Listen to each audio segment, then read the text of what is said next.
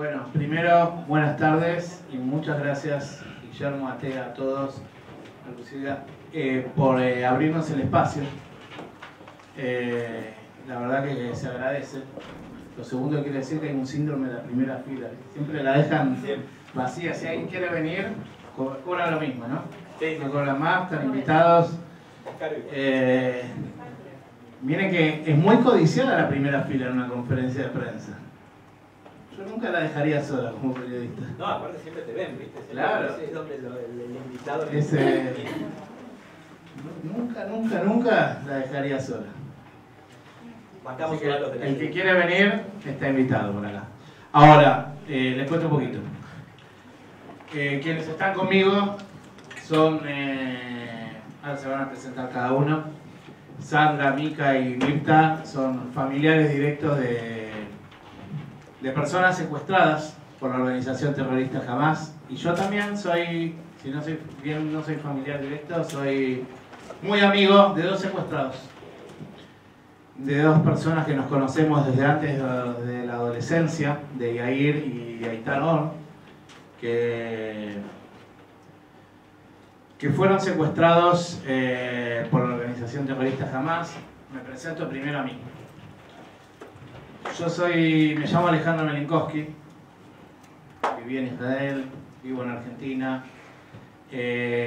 soy colega de muchos de ustedes, vengo del área de la comunicación y del periodismo, y bueno, el vicio lo sigue despuntando, si bien hago otras cosas también en este momento. No me llegué a ir a dormir acá el 7 de octubre, la noche del viernes al sábado, que en ese momento habían 5 horas de diferencia con Israel, y me dicen pará, que se está armando de guerra. Tengo una aplicación, le tengo la televisión de Israel, empiezo a ver lo que está pasando. Veían ataques, empezaron los muertos, y eso es dolorosísimo. Pero no nos pudimos detener en llorar a los muertos, porque empezaron a ver lo que eran secuestrados. No es que dijeron hay 250 secuestrados. Parece que hay un secuestrado. Parece que hay más de un secuestrado. O sea, esto, entiendan algo. En Israel no existe la figura del soldado desaparecido. No existe la figura de la persona desaparecida. Todos tienen nombre, vivos o muertos, se entierran, no tienen nombre, algo que en Argentina lamentablemente fue muy familiar. No existe. Entonces todo esto tardó unos 10 días, 2 semanas, hasta que se empezó a aclarar quién estaba vivo, quién estaba muerto, quién estaba desaparecido. A veces que se había escondido a alguien para salvarse la vida y aparecía, o todo lo contrario, se lo creía desaparecido y se confirmó el secuestro, o al revés, hasta que se confirmó eso. Por eso el foro que se armó en este momento, unos días después del 7 de octubre, valga el término, para desaparecer, porque la idea es encontrar a todos los secuestrados vivos lo antes posible. Esa es la única función.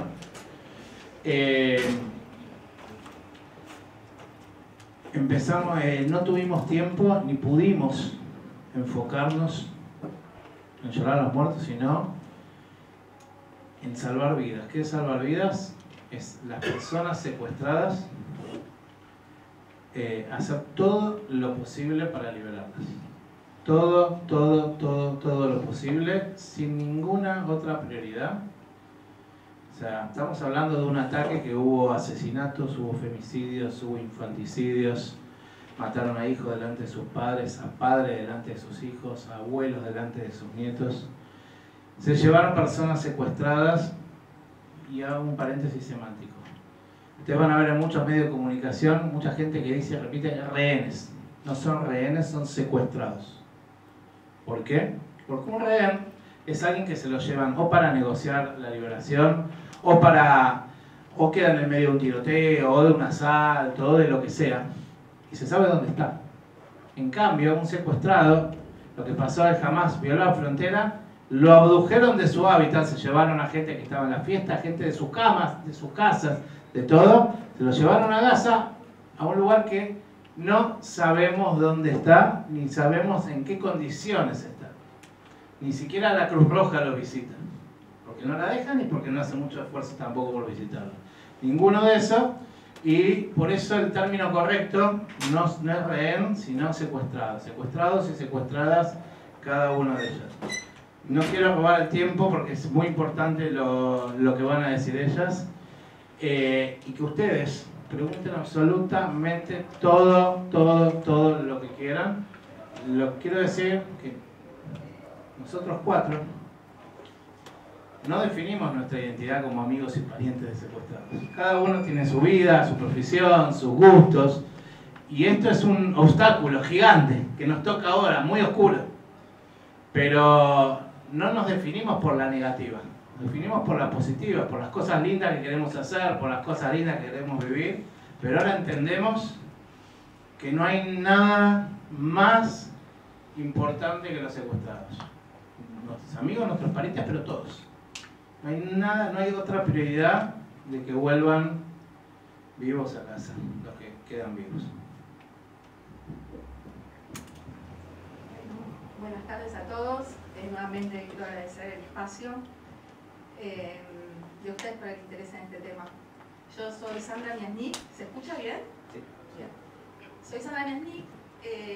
A mí me toca desde hace un año la misión de ponerle voz a 6 de los miembros de mi familia que son víctimas directas del ataque del 7 de octubre.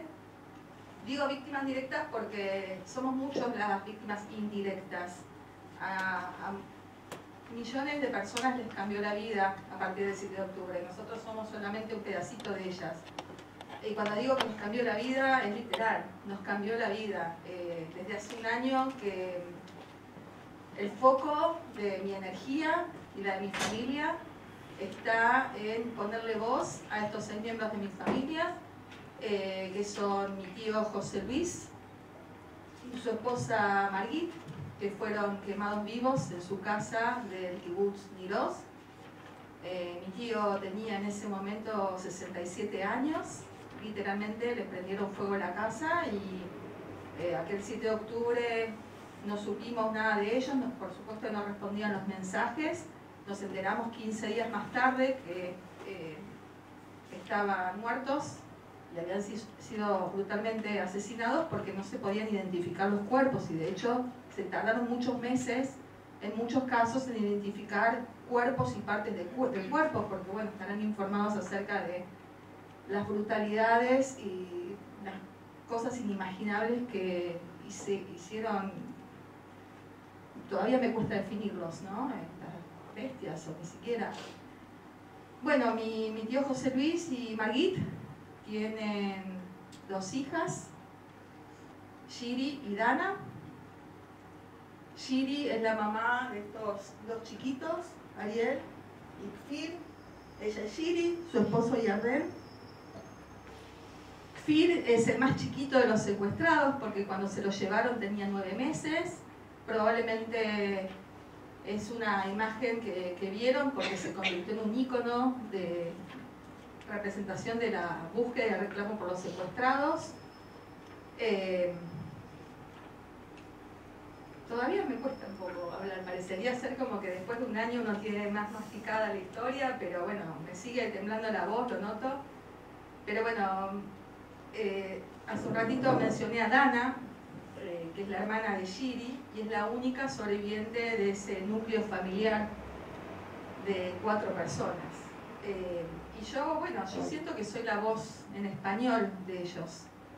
La familia Silverman, ese es el apellido de soltera de Shiri, más conocida como Shiri Vivas, o miembro de la familia Vivas. Se fueron de acá, de Argentina, de Buenos Aires, en la década de los 70, mediados de los 70. Si les suena a esa época, también fue una época muy oscura de la Argentina. Mi tío Vladi, que era el hermano de mi abuela Elena, él era director de orquesta en Canal 13, y bueno, ya empezó a vislumbrar que se le estaba poniendo fea la cosa para los judíos y para muchas otras personas, así que bueno, decidió emigrar a Israel. Y bueno, lo que yo digo es que es como una paradoja, ¿no? Porque se escapó de una época en donde se torturó gente, se secuestró gente, se violó, se torturó, se mutiló, y 50 años más tarde su familia se encontró con algo parecido. Así que bueno, los dejo también algunas cositas para los que quieran preguntar. Les paso la historia de Julio. Ah, dale. ¿Sí? ¿Estoy bien? Bueno, gracias por estar acá. Para nosotros es muy importante contar. Nos da más fuerza a veces, ¿no? Yo me llamo Mirta Tinaro Junio. Yo viví en Israel 2 años. Viví en el kibbutz Niroz. Para los que no saben, un kibbutz es como una especie de cooperativa rural donde viven muchas personas que comparten trabajos y viven en comunidad. Los miembros de mi familia de ese kibbutz son mi tía, que tiene 90 años, mis primos, mi primo con su esposa y sus 4 hijos, que a veces están en parejas y algunos ya tienen niños. El 7 de octubre estaban durmiendo, habían estado reunidos el día anterior, 20 personas en la casa de mi primo Luis, y el otro día faltaban 8 personas. En el momento del ataque yo estaba también, me desperté a la mañana temprano, ya había empezado el ataque. Leo en el diario que esos ataques habían sido en la zona de los kibbutz, y entonces empecé a llamar desesperadamente a mi primo, que no me contestó, y empecé a hacer una cadena con otros familiares hasta que uno de mis primos, que vive en Uruguay, se pudo contactar con sus hermanos que viven en el norte de Israel, y le decían: no, están encerrados en los cuartos de seguridad y no pueden hablar porque tienen miedo de quedarse sin batería, pero lo cierto es que el kibbutz está lleno de terroristas que están sosteniendo la puerta. Esto es lo que me cuentan en ese momento. Y bueno, seguí esperando, escuchando noticias, y hasta que, bueno, me enteré, mi primo me dice que habían secuestrado a 2 de mis sobrinos, a Ariel, que es el más chico, a David, que es gemelo con otro de mis sobrinos que se llama Eitan. Eitan le incendiaron la casa, estaban también en el cuarto con su familia, tenían con su mujer y sus 2 nenas chiquititas, terminaron internados.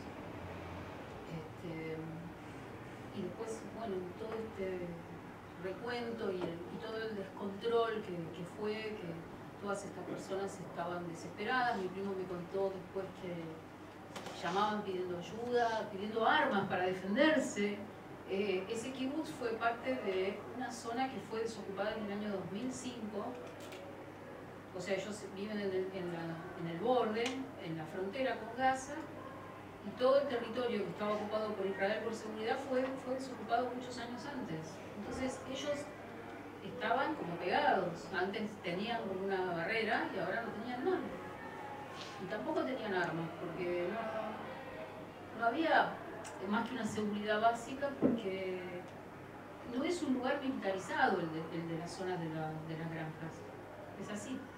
Así que fue todo muy desesperante. Y bueno, después de varios días, porque no me contestaban, ellos estuvieron en estado de shock prácticamente. A todas las personas que eran miembros de toda esta zona de kibbutz, los kibbutzim se dicen en plural, quedaron en estrés postraumático, que todavía sigue porque no hay una definición de dónde están los secuestrados y qué les pasa, como comentó Alejandro, ¿no? De que uno intenta por qué las ONG no pueden dar una información, si están vivos, si pueden atender, si nada, no tenemos nada, estamos bastante solos a veces a nivel internacional para poder seguir adelante con esto. Y David fue secuestrado por su mujer y sus 2 hijos. Claro, David se lo llevaron a él, a su esposa, con sus 2 nenas mellizas, a su cuñada que estaba de visita con su hija, que es un poquito más grande, y a Ariel se lo llevaron con su novia. Después de 51 días volvieron las mujeres menos Arbel. No sabemos por qué.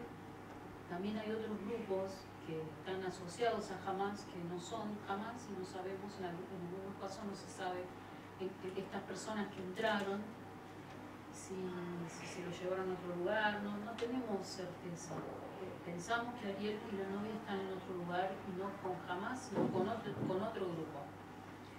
Y bueno, probablemente conozcan también la historia de mi tía, Esther, de 90 años, que pudo salvarse. Entraron dos terroristas en su casa y ella es muy mayor, anda con un andador, tiene problemas para caminar, los dejó pasar directamente, les ofreció de comer.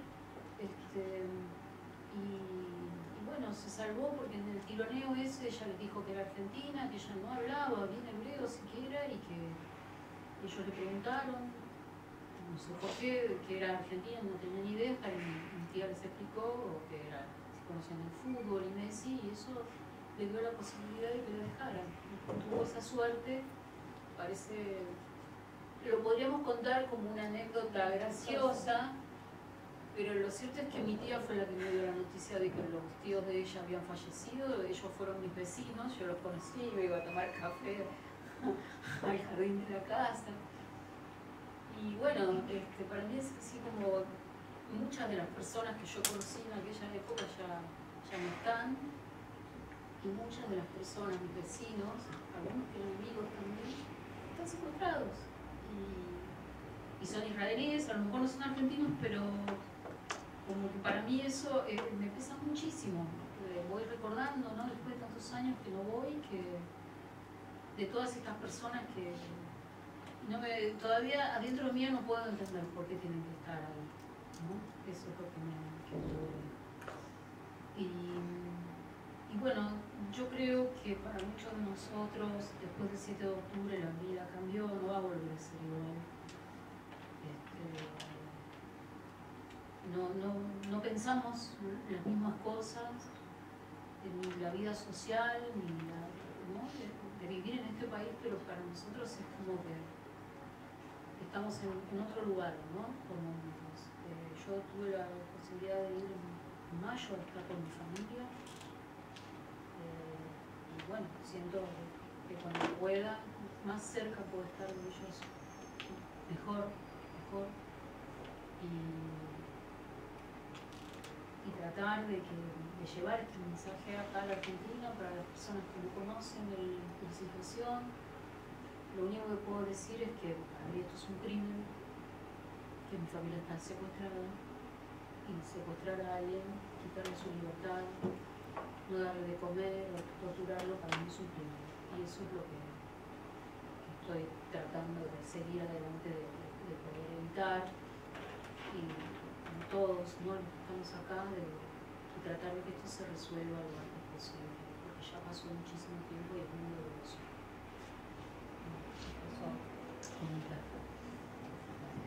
Hola, ¿qué tal? Buenas tardes. Yo soy Micaela Budef, soy prima de Lior. Voy a empezar de atrás para adelante. Mi primo por ahora es el único argentino que está declarado muerto. A mi primo lo mataron el 7 de octubre. Mi primo vive en Iritzhak junto con su familia. Se fue con mi tío, con su tía y con una hermana a los 7 años. Tenía 61 años y toda su vida vivió en el mismo lugar.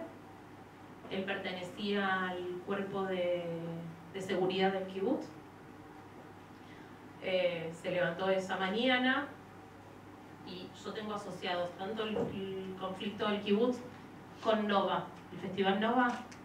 Bueno, uno de los hijos de mi primo estaba en el festival y él se salva del festival porque cuando empezaron a sonar las alarmas y empezaron a decir que había un código rojo, salió corriendo a buscar el auto que le había regalado hacía poco mi primo. Obviamente el auto estaba totalmente quemado, estaba destruido. Él sale por la ruta, pero sale por otro lado, porque si iba por la ruta misma, que es la ruta de la muerte, hoy se la conoce, lo iban a matar, se fue por otro lado y llega a lo que serían unos kollab, que serían unos asentamientos con casas chiquitas, y no los dejaban entrar justamente por todo el conflicto que había. Terminaron, por favor, pidiéndole a la gente de seguridad que los dejaran entrar, y pudieron entrar él y un par de amigos más, así que ellos se salvaron. Mi primo nunca se enteró que su hijo se salvó del festival Nova. Mi primo, como ve un incendio en la puerta del kibutz, va a ver qué es lo que estaba pasando junto con 3 de sus compañeros, y era una emboscada que le habían hecho a ellos, los mataron a los 4. Yo esa mañana cuando me levanto sábado, soy mamá, me levanto temprano y mis hijos tienen actividades y el teléfono cuando lo agarré explotaba. Así que lo que atiné es a mandar el primero mensaje a él, no sé por qué, pero necesitaba él.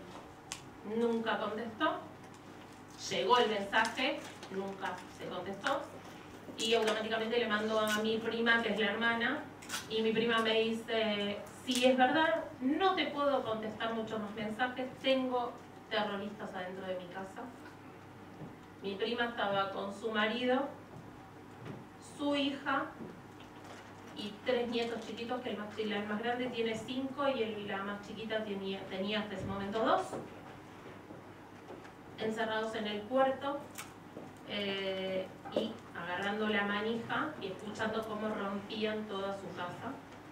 Nunca entraron en el cuarto de seguridad, así que mi prima se salvó, pero estuvo más de 10 horas adentro del cuarto de seguridad con 3 nenes chiquititos, que la más chiquitita cuenta que ella se tapó con la almohada la cabeza para que los terroristas no escucharan su respiración. Cuando pasa todo esto, no sé cómo, empiezo a contactarme con Cancillería israelí para ver cómo podíamos ayudar a mi familia. Les cuento que mi primo tiene, su papá sigue vivo, tiene 89 años, está destruido porque nunca se hubiese imaginado que hubiera pasado esto. Y contactándonos así con la gente, lo conozco a Ale, y empezar a dar un grupo, un foro acá de familia, porque yo me sentía en la nada misma, en un abismo de qué hago yo acá en Argentina para ayudar allá. No me quería quedar de brazos cruzados, sabía que no era momento ni de que viajar porque era imposible ya salir de Israel. Así que nos pusimos en campaña. Yo las pocas veces que hablo con mi familia era decirles que estoy acá, me avisan lo que sea. Esto es el sábado a la mañana, el sábado a la noche, ya madrugada de domingo en Israel. Ahí me cuentan que mi primo está secuestrado porque lo habían visto gente por la ventana mientras se lo llevaban. Nada más se sabía de mi primo hasta el 7 de mayo.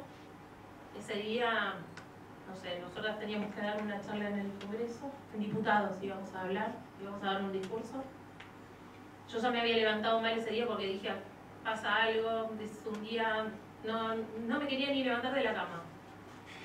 A las 4 de la tarde me mandan un mensaje de la Embajada de Israel, me dice, ¿podés hablar? Digo, estoy saliendo para el Congreso. Me dice, no salgas. Le digo, no puedo atenderte porque estoy en el colegio, yo soy docente de nivel inicial. Y le dije, no te puedo atender. Cuando corto, me mandan un mensaje, un primo un poco pedagógico, me dijo, está muerto. Así es como yo me entero que mi primo está muerto. Creo que lo llamé a Ale, le pregunté, no tengo idea qué me dijo. Lo único que sé es que mi primo no está más, lo mataron ese día. Su cuerpo sigue secuestrado en Gaza. Y lo más paradojal de todo esto, que hace una semana, el 7 de octubre, mi tío llevó una ofrenda floral a un lugar vacío. Hay un monolito para mi primo, pero vacío, porque él sigue secuestrado. No se sabe nada de él.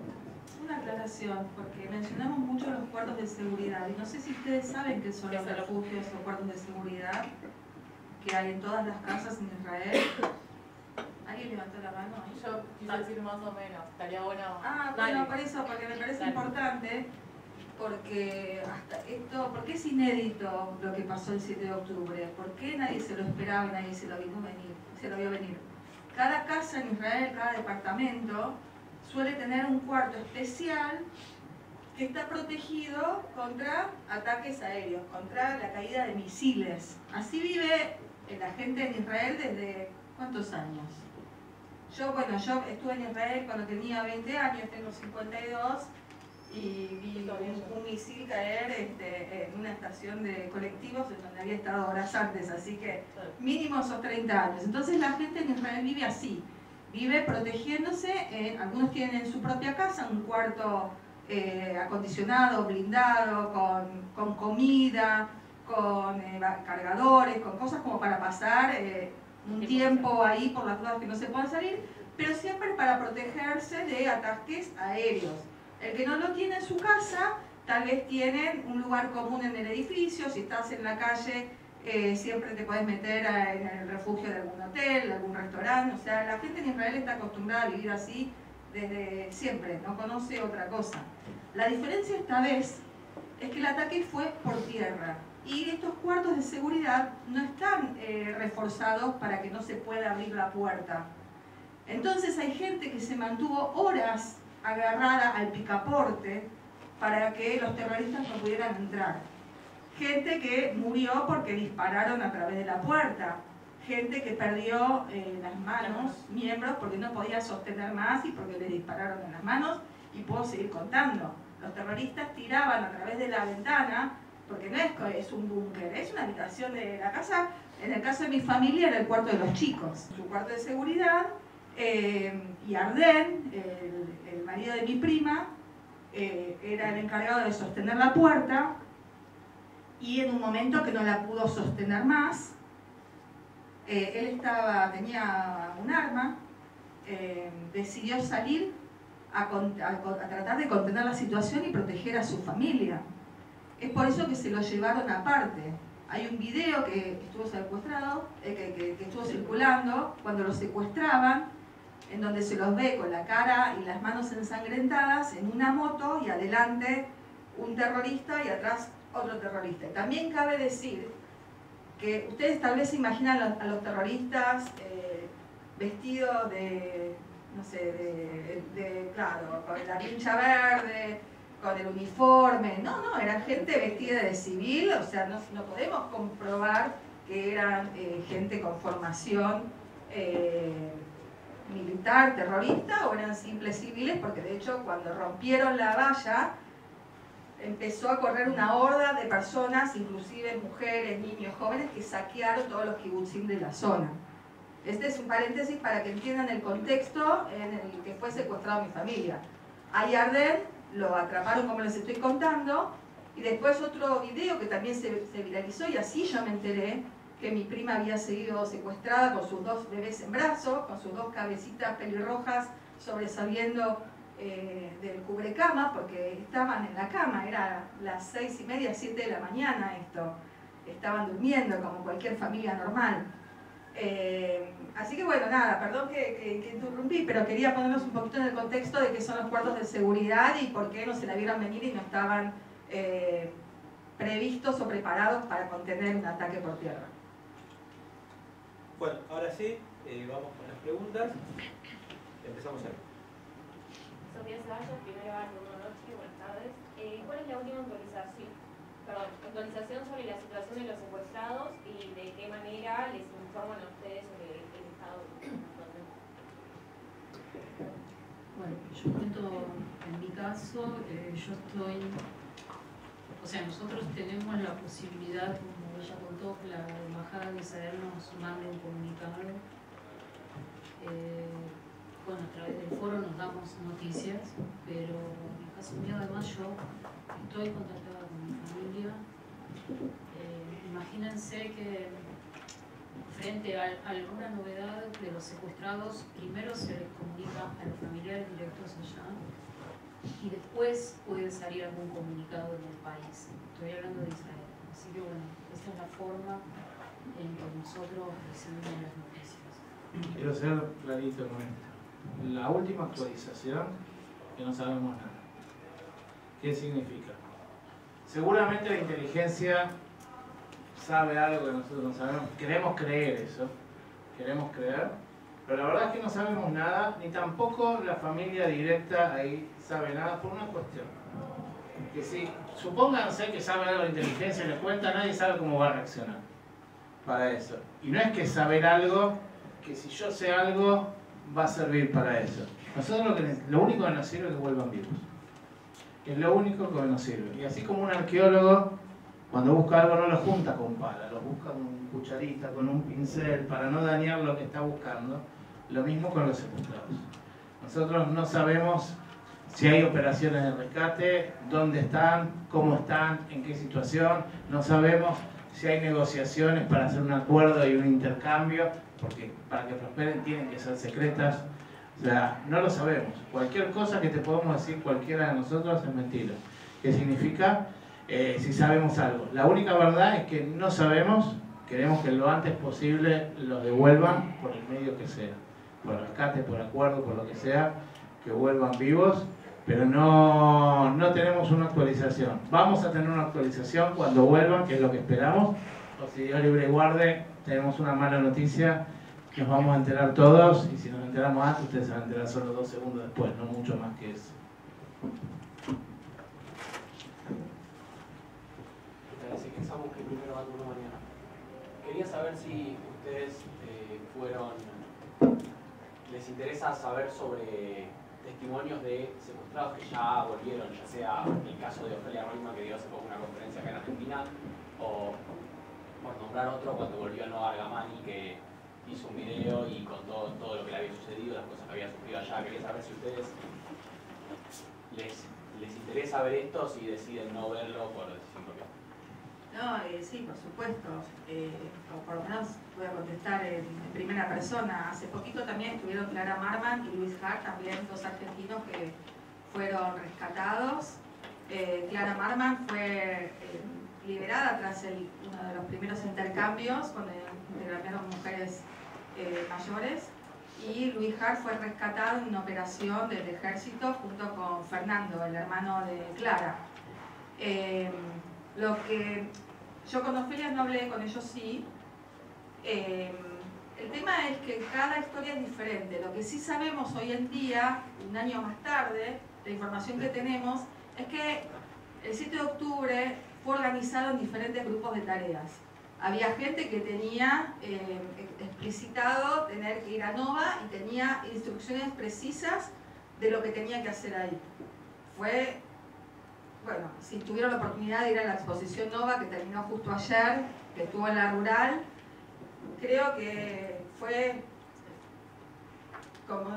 no un desnudo cuidado, una violencia cuidada, porque creo que fue muy respetuoso y no se mostraron las cuestiones con el morbo que realmente las relatan en primera persona los que la padecieron. Igual así es importante difundir esa historia, pero también hubo otros grupos que fueron expresamente a casas de personas a tomarlas secuestradas para el intercambio futuro de los rehenes. El caso de Clara y Luis, que estuvieron solos en una casa de una familia civil, en una habitación de niños, y que recibieron un trato diferente al que recibieron otros secuestrados que fueron liberados.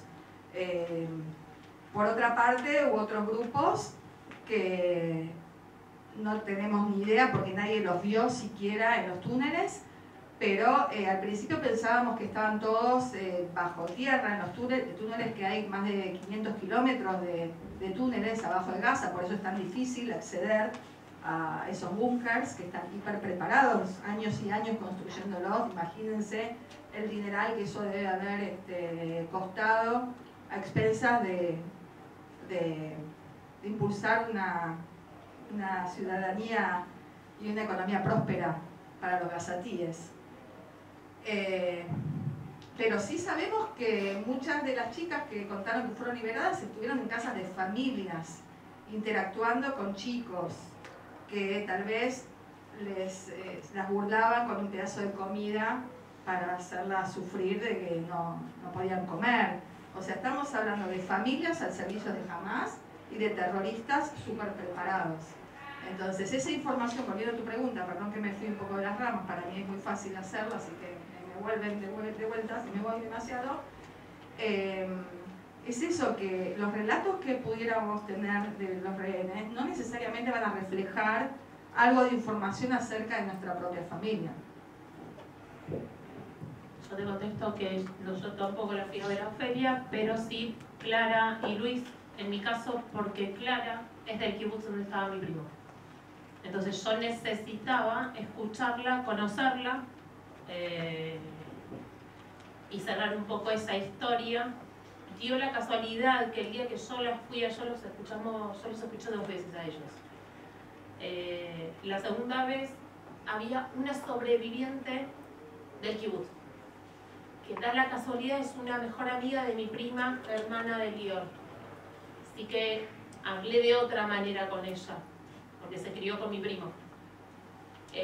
A mí la charla con ella me sirvió para poder cerrar un poco todo esto que vengo a decirnos del 7 de octubre. Bueno, yo les cuento que sí, yo personalmente estoy muy interesada siempre en escuchar los relatos. De hecho, mi prima me llama, me dice, me hicieron una nota, a veces incluyen a otros vecinos del kibutz. En el caso de Ofelia, la vi cuando fui a Israel, estuve con ella, porque hacen reuniones. Lo que me llamó mucho la atención cuando vino Clara con su pareja era las similitudes de algunas cosas que me habían contado. En el caso de la esposa de mi sobrino David, Sharon, que ella también tuvo varios reportajes y que contaba del trato y lo que pasaba en el lugar donde los tenían secuestrados, que fue variando, de hecho, ¿no? Y después sí, de hecho, cuando estuve allá, esas cosas sí, al tener contacto con sobrevivientes y con personas que habían vuelto del secuestro, a pesar de que algunos no son argentinos y hablamos un poquito en hebreo, qué sé yo, pero más que nada esta cosa de poder volver a verlos, ¿viste? De verlos ya está vivo, ¿no? Esto, de ver cómo están, eso es lo que nos... Por eso creo que nos metemos siempre a escuchar todos los testimonios de todas estas personas. Hola, buenas tardes. Teresa Benedetti, primer año turno noche. Quería preguntarles cómo viven hoy los civiles de los kibutz un año después, entendiendo, tal vez preguntando si cambió su forma de vida en cuanto a reforzaron la seguridad, están armados, bueno, un poco sobre eso. Primero depende a quién le preguntes. Eso es... A ver, hay cuestiones que son generales. Una cosa es generar seguridad y otra cosa es generar sensación de seguridad. Los que estaban en la zona lindante, o sea, dentro de Israel, pero lindante a la Franja de Gaza, en esas zonas, algunos volvieron y las comunidades se restablecieron y muchos todavía permanecen en otras viviendas del centro del país que le dio el Estado para estar mientras tanto. ¿Por qué? Porque muchos quedaron destruidos, hay que reconstruirlos de vuelta. Una cosa es generar seguridad y otra cosa es generar sensación de seguridad. Y en la reconstrucción, en la refacción, de todo, lo que contaba justamente Clara Marma, ella fue liberada por un intercambio, por un acuerdo a cambio de prisioneros de terroristas palestinos que Israel liberó para traer con vida a estos secuestrados. Dijo, voy a hacer una modificación en mi casa. A las ventanas les voy a poner rejas, porque querían entrar por ahí. Imagínense, nosotros desde Buenos Aires, que lo tenemos tan internalizado eso, ahí lo ven como algo, como una anomalía, como algo disruptivo, y eso es lo que, porque eso es la sensación de seguridad, ver que tenés rejas. Quizás las rejas se evitan, quizás no importa. El tema era que no pasen la frontera, no que no lleguen ahí. Ese es el asunto. Lo que va a ser muy difícil, o quizás imposible lograr, es el tema de la confianza en el otro. Una de las cosas que salieron, y lo dijeron, una de las principales fuentes de trabajo que tenían gente de la Franja de Gaza era entrar a Israel y el trabajo que le daban en los kibutzim en distintas cosas, en el restaurante, en la fábrica, en la jardinería, en la construcción, en 1000 rubros que estaban ahí y decían, ya eran miembros de la familia, ¿no? En las poblaciones israelíes, en los kibutzim y todo. entrar para lo que sea, o mataron a gente que se voluntarizaba y los llevaba a los hospitales para curarlos del cáncer o lo que sea. ¿Y qué pasó? Pasa que lo que encontraron eran los planos del kibutz. Y de la casa de cada uno sabían la composición familiar y sabían absolutamente todos los movimientos y los horarios y todo. O sea, a la gente a la que le dieron trabajo y le mantenían a su familia, o sea, la posibilidad de que ellos mantengan a su familia, es la misma gente que los vendió, los entregó, hizo inteligencia. Y cuando Sandra dijo recién cómo estaban vestidos, si eran terroristas o no, fuera de la primera línea que estaban todos vestidos y uniformados como terroristas, los otros pasaron a ser terroristas también, que eran civiles porque cometieron actos terroristas. La segunda y tercera línea, todas esas hordas que sacaron, mataron, violaron y todo, también empezaron, se transformaron o tuvieron la oportunidad y se transformaron en ser terroristas y lo hicieron. Y no fue por generación espontánea. Tuvo que ver algo de eso. O sea, no es que me fui por las ramas. Tu pregunta es, las poblaciones que estaban en los kibutzim lindantes a Gaza, ¿dónde están ahora? Muchos volvieron, muchos siguen evacuados, no refugiados, sino evacuados, porque tuvieron que irse a otro lado hasta que reconstruyan el lugar. Y creo que va a ser un proceso bastante largo y bastante incierto. ¿Por qué? Porque no estamos en el día después, estamos en el mientras tanto. Esto no terminó no solo la guerra, no terminó. O sea, Israel está peleando con 7 frentes distintos, 7. Los hutíes en Yemen, el Hamas, el Fatah en Judea y Samaria en Cisjordania, el Hezbollah en Líbano, en Siria y en Irak, que están lanzando drones todo el tiempo, y en Irán. Ahora, 7 frentes constantemente que están atacando. Hay 101 personas que están secuestradas, que esa es la prioridad, que vuelvan con vida. Y en el medio, desde el día 0, Israel está trabajando. Cuando digo Israel, hablo de la sociedad de Israel, con todos sus matices. Está trabajando la resiliencia, porque uno cree que la resiliencia es la capacidad que uno puede caerse de levantarse. Está bien, pero no es eso la resiliencia. La resiliencia es, en una situación de incertidumbre, poder generar una rutina, una nueva rutina. Eso es la resiliencia. Y eso es lo que está trabajando el día cielo, porque hay una incertidumbre y constantemente cambia la cosa, sigue habiendo una incertidumbre, pero no es que no puede dejar que te mate la incertidumbre. Y está intentando cada vez en las realidades cambiantes generar una rutina. Por eso no hay una respuesta unívoca a eso o homogénea, depende a quién se le pregunte, pero la tendencia es intentar normalizarse. Por eso, ¿qué es lo que cruzó la línea roja en el norte de Israel, la Galilea y el Golán? No son solo los ataques del Hezbollah, que ningún país se lo hubiera aguantado, sino que lo que cruza la línea roja es lo que altera la rutina de la vida normal y cotidiana de la gente. Entonces, cuando hubo que evacuar a todas las poblaciones del norte de Israel, eso es lo que dijo Israel, tiene que acabar definitivamente con el Hezbollah.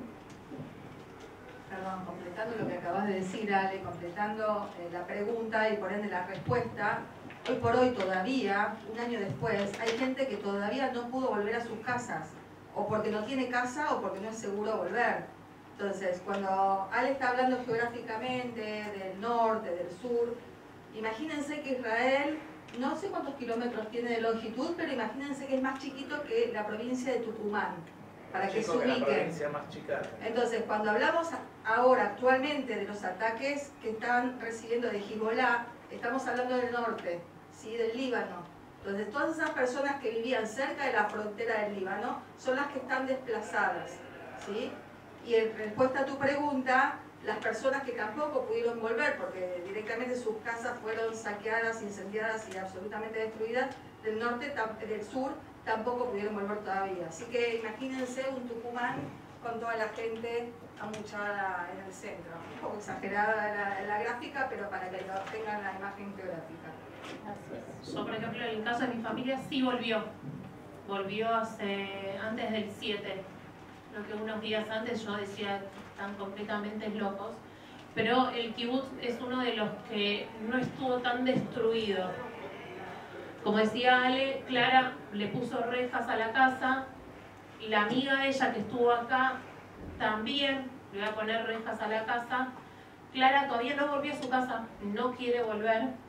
La amiga en este momento también está ahora, no sé si para dónde se fue, pero mi tío y la hermana de Lior sí volvieron a su casa. Es como muy difícil. Mi prima, por ejemplo, tuvo la casa destruida y tuvo que agarrar otra de las casas que estaban vacías para poder asentarse. En mi caso sí volvieron, pero obviamente no es lo mismo.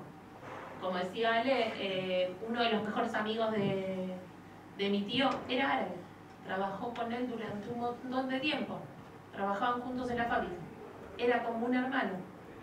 Y esa hermandad se rompió. No existe más. En el caso de mi familia, ya te dejo ver, discúlpame.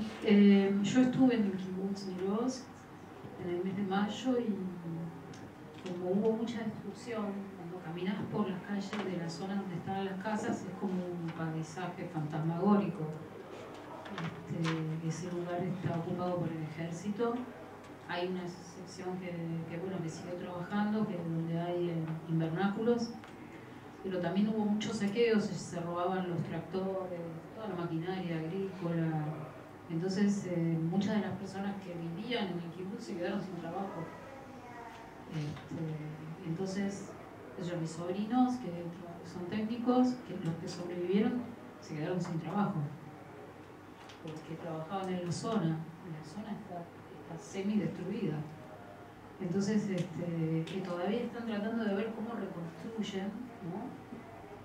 Sus vidas, si se dedican a lo mismo, si vuelven o no.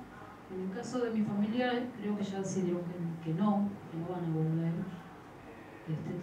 Son muchos los niños que hay en mi familia, y la verdad que vivir tan cerca de la frontera ya no es para ellos una opción. Buenas noches, Luis Arroyo, primer año, turno noche. Quería preguntarles acerca de su consideración sobre el accionar y las decisiones de Netanyahu hasta ahora, si creen que el accionar del gobierno de Israel está llevando a la liberación de los rehenes, y preguntarles por qué todavía no se firmó el acuerdo para la liberación que en algún momento, entiendo, el Politburó de Hamas había aceptado en el Cairo.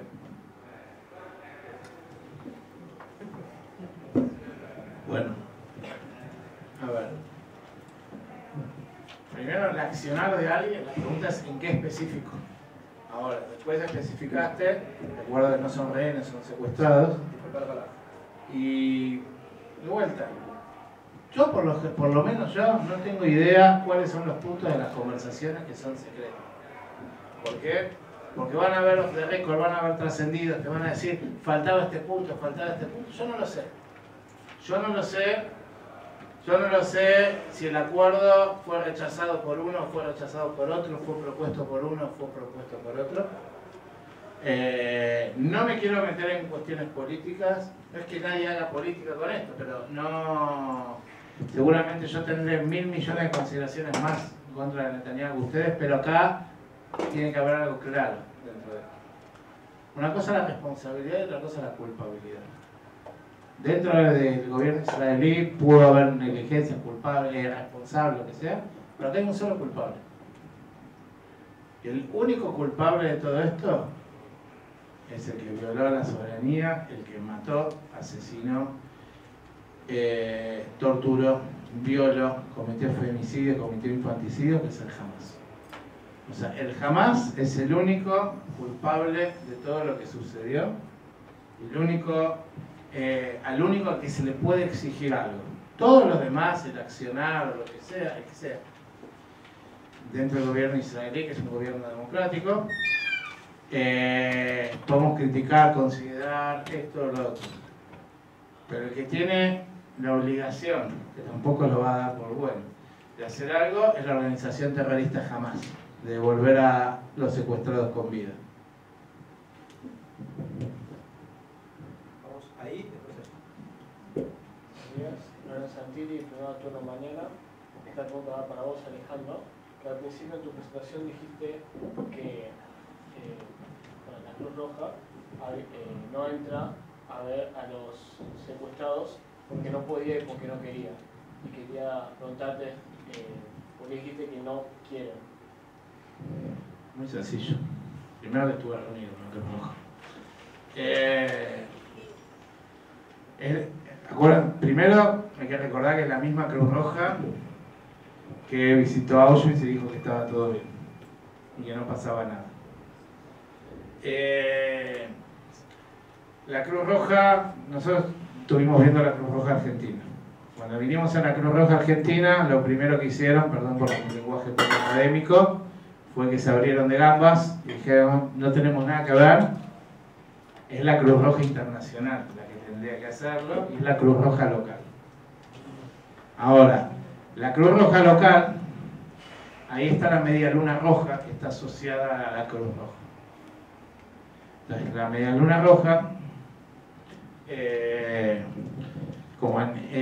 está en los países musulmanes y en los países árabes, no lo visitó. No hizo esfuerzo por visitarlo.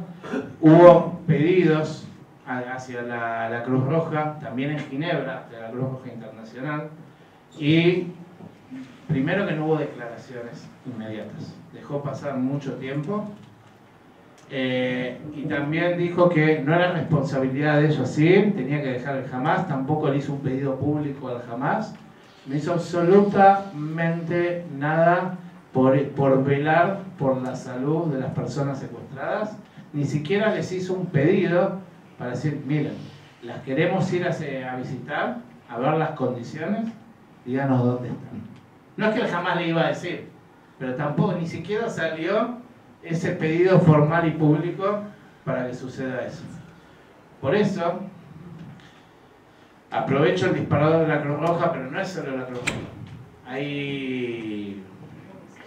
Hay un juego que jugábamos todos chicos que es el Pinocho dice.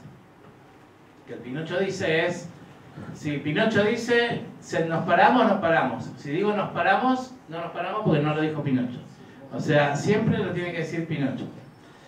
Y acá a veces se hacen referencia a entidades que uno dice son celestiales, son entidades internacionales, empezando de la madre de todas esas que es la ONU, las Naciones Unidas, que uno dice es imparcial. No, por definición no puede ser imparcial, porque está compuesta por las partes.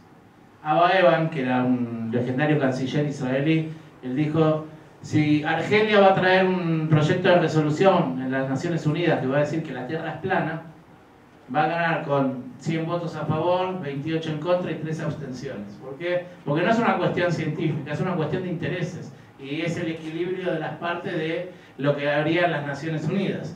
Entonces, así como las Naciones Unidas, como organizaciones internacionales, como la Cruz Roja, otras subsidiarias de las Naciones Unidas, como será UNICEF, como será que pertenecen a la ONU, como la UNESCO, como la... como UNRWA. Ustedes saben que hay 2 agencias de refugiados en todo el mundo. Hay una agencia que es la ACNUR, que es para todos los refugiados, para todos, para los de Sudán, para los de Siria, para los de Tanzania, para los judíos, para los árabes, para los católicos, para los argentinos, para todos. Y hay otra agencia, que es la UNRWA, UNRWA, que es solo, exclusivamente para el étnico nacional, que son los palestinos. Ahora, a grosso modo, ¿cuál es la única diferencia? La diferencia conceptual, a grosso modo, es que un refugiado es alguien que lo toman como refugiado y quieren normalizar su situación para que un país lo absorba y pase a ser un ciudadano normal y pueda tener familia, escolarizar y tener una vida bien. En cambio, la UNRWA lo que quiere, la diferencia es política, porque lo que quiere es perpetuar la condición de refugiado de los palestinos porque es de generación en generación ad eternum. Entonces, van a ver esa agencia de refugiados, por ejemplo, van a Chile, va a decir una comunidad palestina muy grande, la verdad que no son refugiados, tienen estatus de refugiados, porque quizás se la dieron al bisabuelo o lo que sea. Y esa es la gran diferencia, que no quieren que los palestinos tengan bienestar. Eso es lo triste. Lo que quieren es perpetuar su condición de refugiados en los campos de refugiados de Jabalia, del Líbano, de Siria, de donde sea. Para eso, la Liga Árabe y las Naciones Unidas quieren perpetuarlos, no los quieren ayudar. Eso es lo triste. Lo que tendrían que hacer es ayudarlos, y mismo ahora se comprobó, reconocido por la misma ONU, que empleados de la UNRWA, de la Agencia de Refugiados Palestinos, fueron terroristas que estuvieron trabajando junto con Hamas en la Franja de Gaza, cómplices de esta masacre que, recuerdo que además de tener a nuestros amigos y parientes secuestrados, fue la mayor matanza de judíos en un solo día después de la Shoah, después del Holocausto. Facundo Martín, primer año, turno noche.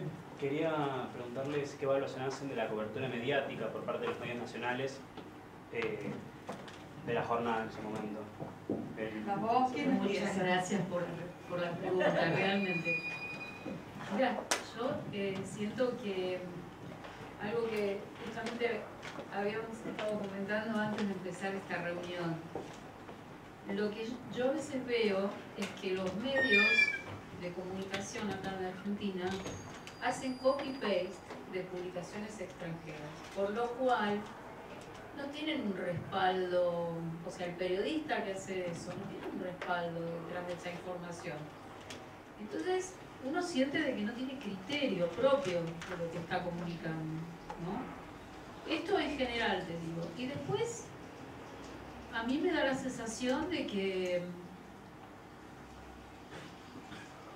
¿cómo decirlo? A ver, me cuesta, a ver, me trabé ahora, pero eso es lo que más me impactó, ¿no? De escuchar comentarios. A mí me gusta mucho la radio, he trabajado en radio, así que me encanta escuchar la radio cuando estoy trabajando.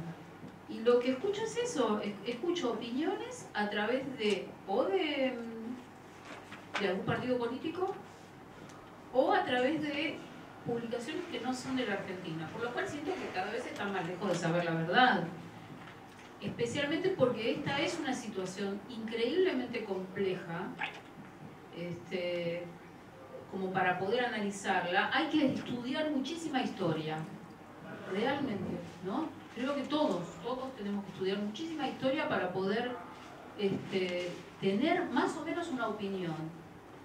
Y quiero cerrar con esto porque tenía muchas ganas de decirlo, es que si uno tiene la función de ser un comunicador, me parece que tiene que tener la habilidad en algún momento de ponerse en el lugar de los dos lados y después emitir una conclusión. Entonces, a mí me gustaría escuchar más gente que tenga la habilidad de hacer eso. Gracias. Hace un ratito quiero agregar que mientras estábamos esperando para venir acá, hablábamos un poquito de este tema, ¿no? Y la verdad que yo valoro y agradezco infinitamente esta oportunidad y este espacio que nos dan para escuchar desde nuestra perspectiva, ¿no? Ustedes son el cuarto poder. ¿Por qué se les llama el cuarto poder? Porque realmente la información que ustedes vayan a comunicar es determinante y tiene el poder de la energía de la acción. Esa información, según quien la recibe y cómo la perciba, se va a transformar en acción. Entonces, le comentaba a Guillermo antes que cuando yo era chica había solamente 4 canales de aire, no existía el cable. Sí, soy muy mayor, gente, sí, tengo 52, soy muy mayor. Había 4 canales de aire, no había cable, no había red, no existía internet, nada. Y había, si no me equivoco, 2 noticieros, ponele. Y realmente se daba información. Los periodistas no daban su opinión personal. Y como todos sabemos, las opiniones vienen a partir de un sistema de creencias, de cómo fuimos educados, de qué escuchamos, dónde nos informamos. Y hoy por hoy, a mí me da la impresión, y repito, es mi percepción, que el acceso a la información cambió tanto desde aquel momento en donde solamente había 2 noticieros y la gente se informaba o por los diarios o por un periodista que simplemente emitía la información fáctica sin su opinión, que ahora la gente se nutre de la información según la tendencia de sus creencias personales.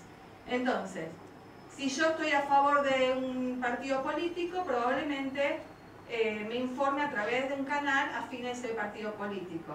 Si soy afín a una ideología que puede ser la de este caso, voy a informarme desde ese caso. Entonces, lo que decía Mirta también parece recontra relevante. A mí me encantaría que el periodismo vuelva a la objetividad de lo fáctico, para que todos los que consumimos los medios periodísticos tengamos la posibilidad de elaborar nuestra propia opinión de acuerdo a un hecho fáctico.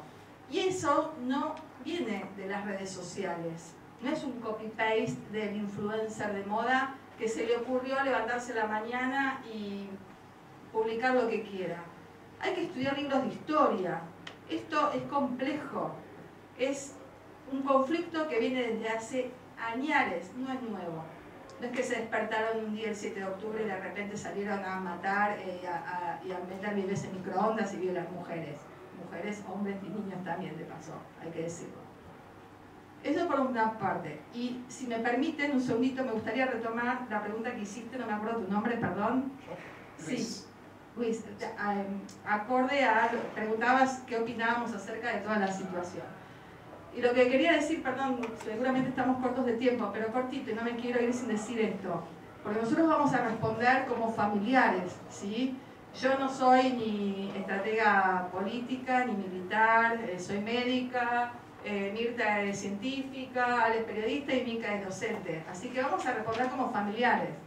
Entonces yo, cuando me preguntan, ¿qué les dirías a la gente que dice Free Palestine? O desde el río hasta el mar? O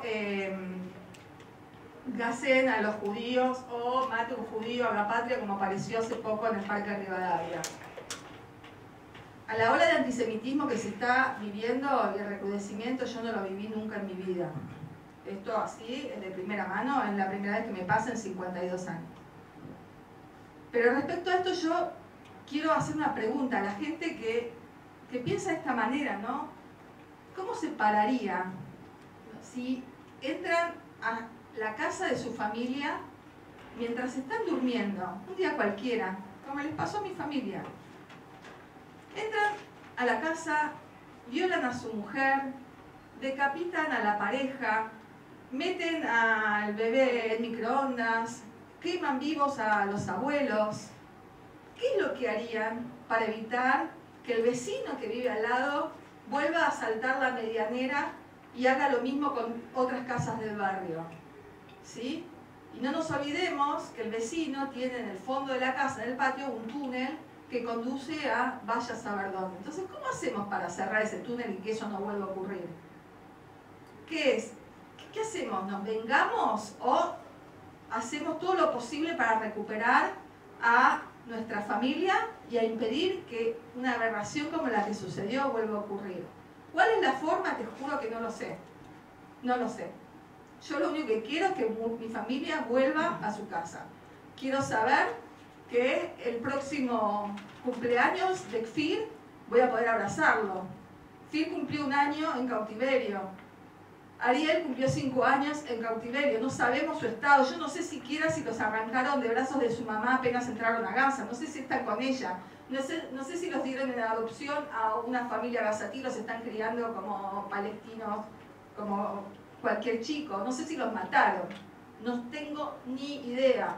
En un momento, Hamas en noviembre dijo que habían muerto tras un bombardeo israelí, que estaban en una casa de una familia y que cayó un misil y los mató. Nadie pudo comprobar eso. Y la violencia psicológica de eso que ellos ejercen es brutal. ¿Por qué nosotros no creímos en esa noticia? Aunque sí, por supuesto que nos inquietó. Porque también dijeron que una mujer de unos 80 años que también había sido secuestrada, también había fallecido tras un bombardeo israelí. Y después de esa mujer salió vivita y coleando en uno de los primeros intercambios de secuestrados. Así que bueno, eso es lo que siento. Pido empatía y pido que respondan esas preguntas pensando que su propia familia podría haber estado en el lugar de la mía.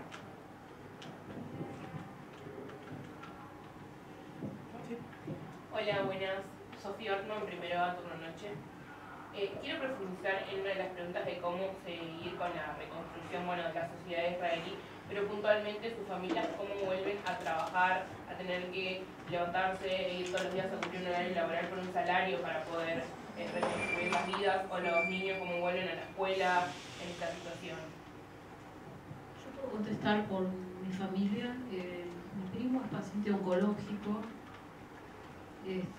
por lo cual digamos, el Estado de Israel le adelantó su jubilación. A pesar de eso, él ahora empezó a trabajar otra vez porque digamos que en el lugar donde las familias de Niros están mudadas, están construyendo el jardín de infantes para los chicos.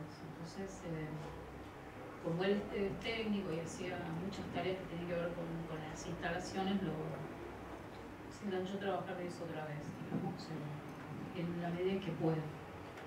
Pero en el caso, por ejemplo, de mi sobrino, yo conté que mi sobrino Lucas, el mayor, se quedó sin trabajo porque trabajaba en la zona y toda la zona está llena de... O sea, está ocupada por el ejército. Y entonces se puso a estudiar, por ejemplo, a cambiar de carrera otra vez. Digamos, creo que lo que menos les preocupa es la cuestión laboral, porque de alguna manera el Estado de Israel los está respaldando económicamente. El problema es que el impedimento es que uno no tiene cuerda para volver a retomar esa actividad cotidiana que se tenía, ¿no? Y lo que yo vi es que los niños, algunos reaccionan bien y otros no. Me acuerdo perfectamente cuando llegué a la casa de mis primos, que bueno, viene toda la familia a saludar, y una de las nenas de mi sobrino Eitan como que me aparta y me pregunta quién era yo. Tenía desconfianza, ¿no? Ellos estuvieron horas encerrados y tragaron humo y los internaron, estuvieron en terapia y todo.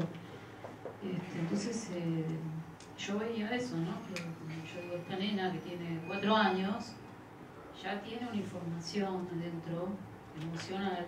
Es muy difícil después de jugarla en el futuro, ¿no? ¿Qué va a pasar con todo esto? Bueno, creo que cada uno, mi tía que tiene 90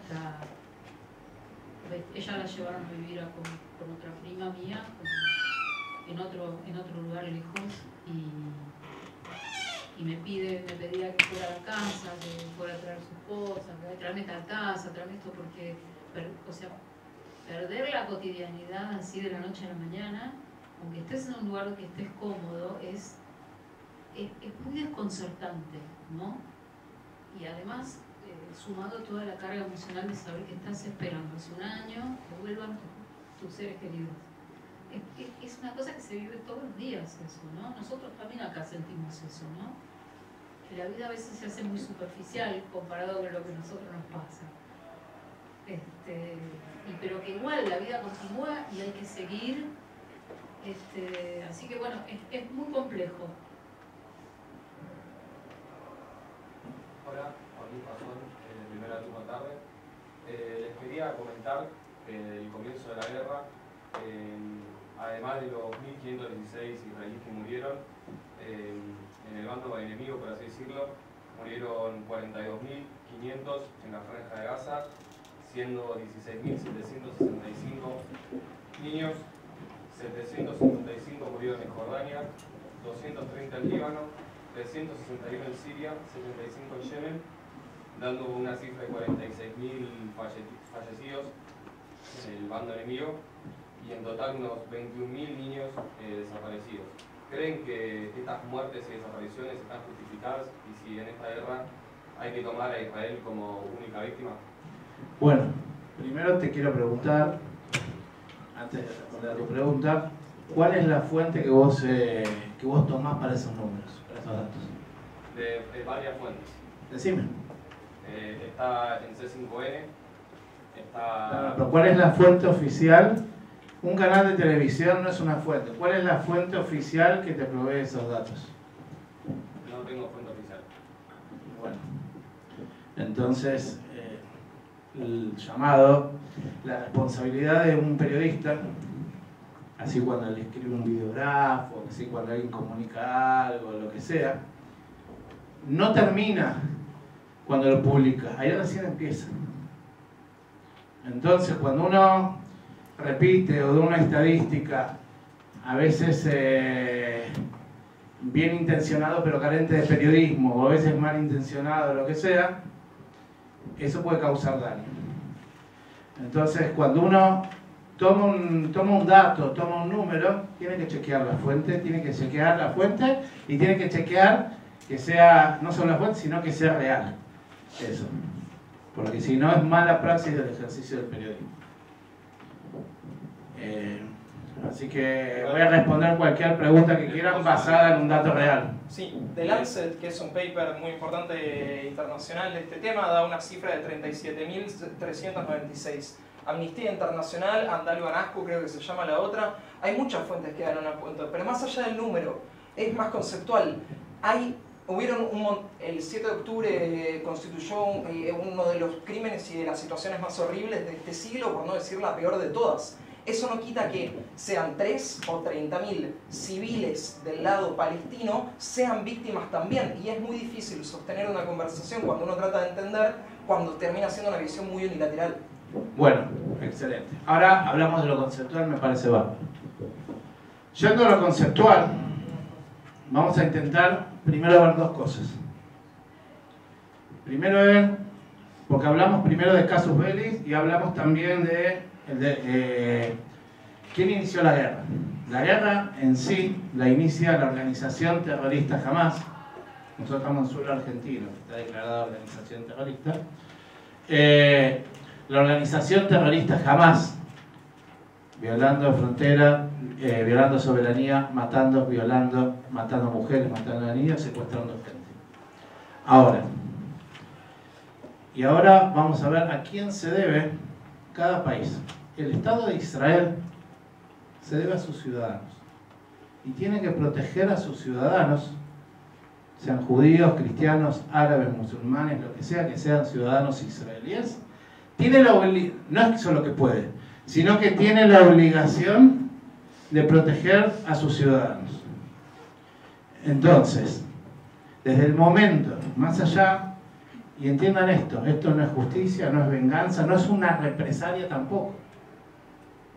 Desde el momento que le secuestran más de 250 personas, así fuera uno solo,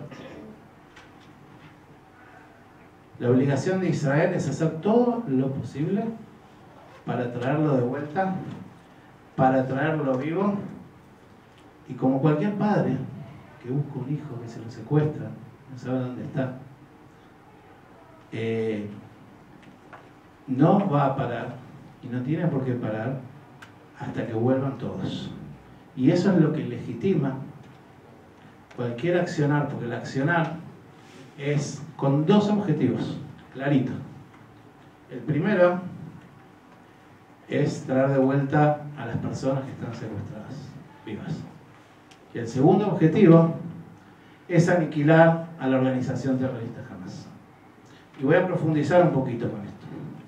Así como Israel se debe a sus ciudadanos, el gobierno de la Franja de Gaza, que es la dictadura del Hamas.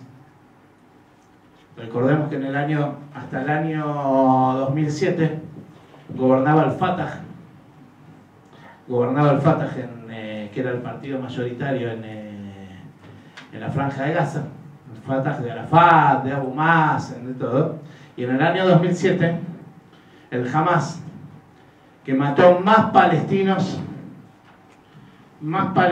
que en todo el conflicto árabe-israelí juntos, o sea, mata palestino,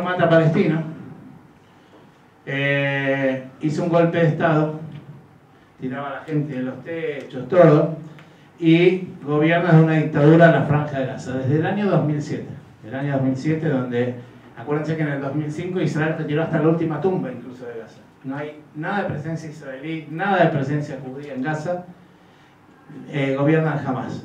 El mundo ilustrado, el mundo occidental, legitimó al Hamas cuando en el año 2014 hace un gobierno de coalición con el Fatah en la Autoridad Nacional Palestina. El mundo lo legitima. Ahora, no es el Hamas de los buenos, de los moderados, es el Hamas que se funda en el año 1988 haciendo una escisión de la hermandad musulmana, diciendo que su objetivo, o sea, no se define por la positiva, sino por la negativa. Su objetivo es exterminar a los judíos y aniquilar a Israel y tener Palestina del río hacia el mar. ¿Qué significa pagar un curso de natación a los judíos y tirarlos al mar? Que no tengan el único Estado judío en el mundo. Así está la carta magna la carta fundacional del Hamas, del año 1988. Y todo lo que hizo después, más todos los atentados terroristas, fue actuar en consecuencia a lo que ellos mismos dijeron que iban a hacer.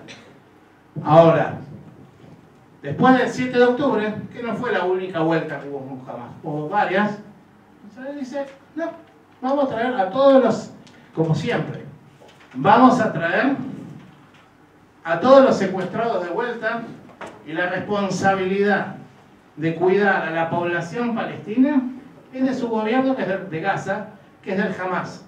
La población, la obligación de no usar escuelas, no usar mezquitas, no usar hospitales como escudos humanos, de poner niños y mujeres adelante de todo, no es de donde sale la bala, es de quien los pone y los pone como escudos humanos. Porque Israel tiene que cuidar a su población. Por eso Israel invirtió, desarrolló cerebros en crear la cúpula de hierro. Cada misil que disparan para neutralizar otro misil sale $50.000. Es preferible invertirlo en educación, en otra cosa. Pero no queda otra que salvar vidas. Mirá, yo creo que al igual que todos ustedes, a mí no me gustan dogmas. Yo creo en la educación. La educación es un proceso que lleva tiempo. Para nutrir cerebros o para atrofiar cerebros también. Y en ese proceso es lento y lleva tiempo y hay que hacerlo. Ahora, cuando un nene de 2 meses va a meter la mano en el ventilador, no nos podemos decir, che, no metas la mano en el ventilador porque te podés cortar. Le agarramos la mano y se la sacamos porque lo queremos que no le pase nada. Y si esto es análogo a todo lo que está pasando en este momento. Justamente, nadie quiere, por lo menos a nuestro lado, que muera nadie, no israelíes, no palestinos, no nada. Pero la culpabilidad y responsabilidad de cada muerto que tiene de cada uno de los lados, que son múltiples, no son 2 lados, son múltiples lados, dije Israel está con 7 frentes, de que inició desde el Hamas. Y después de todos los que se sumaron, de los hutíes, del Hezbollah y de todos, es la culpabilidad absolutamente todos ellos. ¿Querías preguntar? Sí, una cosa. Hace un rato mencionaban la situación de la experiencia y el trauma que le queda a una niña o a una persona que sufre esas cosas de chico. Yahya Sinwar, que fue eliminado esta semana por Israel, nació en el campo de refugiados de Khan Yunis, campo que existe desde 1948, después de la Primera Guerra Árabe-Israelí. Nació en un campo que todavía existe. El ciclo de violencia perpetuado en la región, donde quien después se convierte en un terrorista, en una bestia, como dijiste vos al principio, que nace ya en ese contexto, y la contribución constante a la violencia, no adjudica una responsabilidad a todas las partes, contando a Israel en la perpetuación y la continua generación de enemigos al propio Estado de Israel. Mirá, no, espera, sí, ahora para poder hablar, déjame un segundito, mirá. Eso que vos decís, que está implícitamente decir que se genera antisemitismo, el antisemitismo no se genera. El antisemita es antisemita y cada tanto sale del closet. Como el violador, no es violador porque una chica usa minifalda, el violador es violador porque es violador y viola cuando tiene la oportunidad o cuando él construye su oportunidad de hacerlo. Entonces, nada genera una situación de antiisraelismo o antisemitismo. Y eso que quede claro. Ahora, si querés ir a Sinwar, mira, cuando no existía el Estado de Israel, en el año 1928 y 1929, están lo que fueron las Meorahot, Tarpat y Tarpat, los linchamientos y el pogrom que la población árabe hizo en el Hebrón y en Gaza y en Beersheba contra la población judía porque no querían que construyan un Estado. ¿Había un proyecto de Estado palestino? No existía ningún proyecto de Estado palestino. Cuando fue en el año 1947 de la UNESCO, la resolución número 181 de las Naciones Unidas, que dice, va en la zona, en el mandato británico, se va a dividir en tres. Se va a dividir en un Estado judío, que ahí es la parte más desértica y la parte de la costa, la peor parte, en un Estado árabe, y Jerusalén y la zona aledaña, una zona internacional. Bueno, ¿qué sucedió? ¿Qué sucedió en ese lugar? Los judíos, que era la Organización Sionista Mundial, aceptaron tener un Estado. ¿Era el Estado ideal que querían? No, pero lo aceptaron. ¿Y por qué pudieron? Y la resolución de la ONU fue el trámite que los dejó hacerlo. No es que gracias a la resolución de la ONU. La resolución de la ONU lo legalizó. Pero estuvo antes lo que se llamó Ignacio Badera Genebrero, que es el Estado en Camino. Ese Estado en Camino que permitió hacer las escuelas, la educación, la salud, los sistemas de salud, la carretera, los sindicatos, todo eso hizo que ya esté funcionando antes. En cambio, el Estado árabe, que no se ya autodenominaba palestino, nada, no tenía un proyecto de Estado. Decidieron, ¿saben qué? Les vamos a pagar un curso de natación a los judíos, los vamos a tirar al mar. La Liga Árabe, a veces sin preguntarle incluso a los árabes locales, dijeron, vamos a iniciar la guerra. Se llamó lo que fue la Guerra de Liberación, en el 48, que con mucha inferioridad numérica y de arma y todo, la ganó Israel esa guerra. Israel gana la guerra. En el año 49, en la isla de Rodas, era muy, hoy en día es paradójico, había unos mediadores alemanes, arriba, en el piso arriba estaban los israelíes, en el piso de abajo estaban los países árabes, no se hablaban entre ellos, y firman el acuerdo de armisticio de Rodas, que fueron los límites que fueron fijados hasta el 67, donde Israel hace la capital legal en Jerusalén, en la parte occidental de Jerusalén, y la parte Gaza queda para Egipto, y la parte después denominado Cisjordania con Jerusalén Oriental pasaron a Jordania.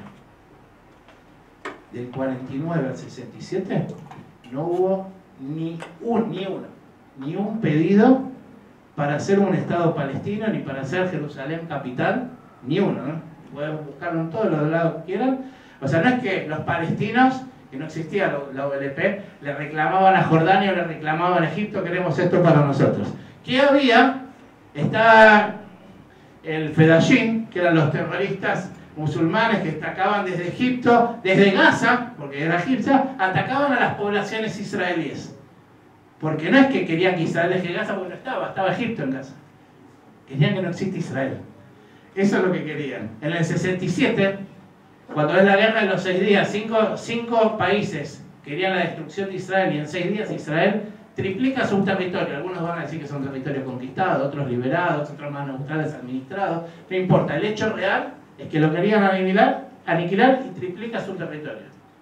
Eso es lo que hace Israel, eso es lo que logra, y ahí empiezan a decir, no, que se vaya Israel de esos lugares. Y en todo ese tiempo, Yahya Sinwar, él nace en Khan Yunis, que el que creó las condiciones propicias que vos decís fue Egipto, y fueron el gobierno palestino en Gaza, no fue Israel, dentro de eso, y Sinwar mata a palestinos, asesina a palestinos, y ahí se gana el mote del carnicero de Khan Yunis, no matando judíos, no matando israelíes. Y después de cometer varios actos terroristas, se guarda las cárceles de Israel por ser un prisionero, por ser terrorista. Se enferma de cáncer con un tumor cerebral. En Israel lo tratan, lo curan en los hospitales israelíes, y permanece en la cárcel. En la Segunda Guerra del Líbano, que también hubo un frente en Gaza, Jamás secuestra a un soldado israelí, un soldado de raza, Gilad Shalit, en el año 2006.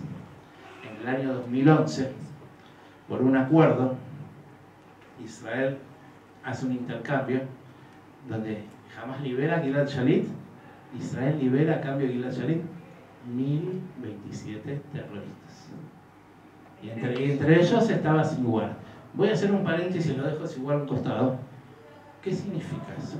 Significa que para el Hamas, los secuestrados, los terroristas, todas son monedas de cambio. Son gente propia y ajena. Para Israel es la vida. Por eso no hay nada más importante que los secuestrados. ¿Por qué? Porque no fue tan fácil en Israel, hubo un dilema interno muy grande.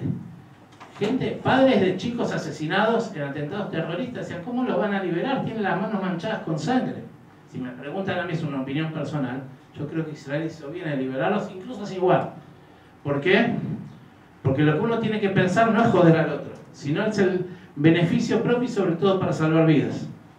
Pero imagínate, si igual que creció ahí, que nació ahí, que Israel lo curó del cáncer, no lo curó la autoridad palestina, no lo curó el Hamas, no lo curó Egipto, lo cura Israel, lo libera Israel y es el arquitecto del 7 de octubre. Entonces, ahora cuando el ejército israelí fue ahí, encontró libros de estudio. O sea, no es casualidad que la segunda y la tercera línea, todas esas horas entraron ahí. Libros de estudio que enseñan el odio desde una edad muy temprana. O sea, salió una persona a decir, no hay inocentes en Gaza. Yo no estoy de acuerdo. Hay muchos inocentes en Gaza. Hay muchos inocentes. Lo que pasa es que el accionar del grupo terrorista Hamas hizo que muchos chicos pierdan la inocencia. Y lo que hizo es que los estuvo sometiendo y los está sometiendo y los sigue sometiendo. Como pueden ver, la gente que quiere pasar a la zona humanitaria es el Hamas, que los tortura, los mata y los señala para que los identifiquen. Y a veces, no siempre, civil es sinónimo de inocente. Eso también hay que tenerlo en claro dentro de eso. Porque acá, como acostumbraron a decir mucho en Argentina, en esos dobles estándar, después de la dictadura militar le pusieron dictadura cívico-militar, que hay mucho desierto dentro de eso. Y lo civil que apoya al terrorista ahí en la franja de Gaza, también es cierto, no hay que generalizar, no son todos. Pero también es parte de eso. Entonces, vuelvo al otro. Acá nadie pretende ser policía del mundo. Por eso un Estado se debe a sus propios ciudadanos y no a meterse en la interna. Israel no tiene que meterse en la interna de lo que pasa en la autoridad palestina o en lo que pasa en Gaza o en lo que pasa en Hamas.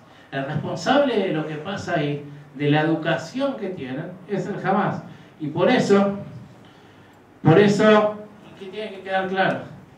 O sea, desde el año 1948 que se creó el Estado de Israel, suene lindo, suene feo, dejó de ser gratis matar judíos.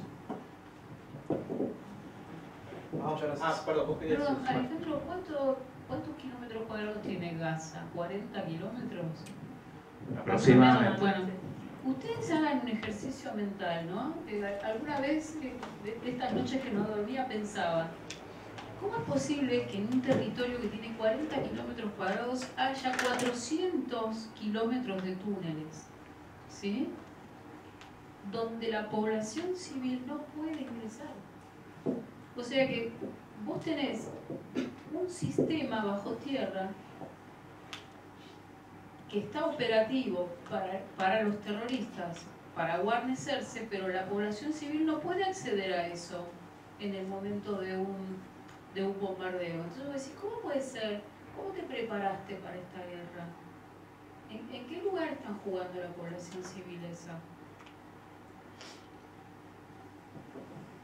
Vamos con las últimas preguntas. ¿Querés agregar? Algo muy chiquitito. No, primero les agradezco lo que trajeron porque me parece recontra importante y súper válido, porque no queremos solamente preguntas simpáticas y amables, queremos tener la oportunidad de responder también estas cuestiones. Esos números que vos mencionaste, probablemente C5N y todos los que hicieron el copy-paste de los que habíamos hablado antes, refieren que la fuente es el Ministerio de Salud gazatí.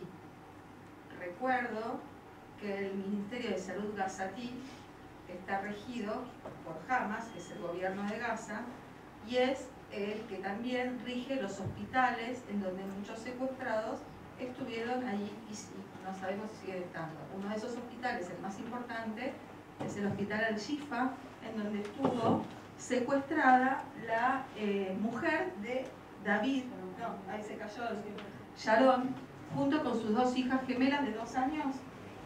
Bueno, la historia que Mirta nos llevó a contarla es que en un momento a Sharon la trasladaron al hospital, a una de las 2 gemelas se la habían sacado hacía 10 días, que estaba lejos de su madre, y ella la escuchó llorar y reconoció el llanto. Y en ese momento, no sabemos bien por qué, la recuperó. Eso pasó en un hospital regido por el Ministerio de Salud, que brinda esos números que vos mencionabas. Y esto linkea con lo que dije hace un rato. Ustedes son el cuarto poder. La información, ¿sí?, tiene que ser validada. Cuestionen absolutamente todo. Verifiquen las fuentes. ¿Quién es la fuente? ¿Cómo consigue esa información? Y creo que la base del trabajo de ustedes a futuro es cuestionar absolutamente todo para poder ser buenos profesionales. Eso es lo que quería decir. Últimas 2 preguntas. Vamos allá y terminamos hoy. Dale. Inti Canjari, primero turno mañana. Y volviendo a ese tema que dijiste ahora sobre buscar todas las fuentes y cuestionar todo, me interesaría saber si les parece importante y de una cierta manera informativo saber qué dicen y qué opinan y qué piensan los pueblos de Palestina y la gente de Hamas. ¿Cuál es la justificativa para hacer eso? No solo de un lado de las víctimas, pero también de quién está haciendo las acciones. Yo personalmente no tuve oportunidad de hablar con ningún gazatí, ningún palestino, sí mi familia, mi tío José Luis, que se los mencionaba al principio, que les comentaba el papá de Giri, el abuelo de los chicos, que murió quemado en su casa, era un acérrimo defensor de la paz y de la convivencia de los 2 pueblos. Por eso vivía ahí a 2 kilómetros de Gaza, porque él consideraba que la convivencia era posible. De hecho, su padre, mi tío Vladi, era, como les decía, que era director de orquesta, era músico y enseñaba. En esa época todavía se podía ir libremente de una zona a la otra, tenía amigos, había chicos a los que les enseñaba música, tocaban el piano. Ellos sí tenían amigos y conocidos palestinos que les podían decir, porque de hecho convivían así. Lo que sí sabemos, que a diferencia de Gaza, que desde el 2005 no hay un solo israelí, no hay un solo judío viviendo ahí, porque como decía Ale, Israel se retiró desde hace 20 años unilateralmente de Gaza.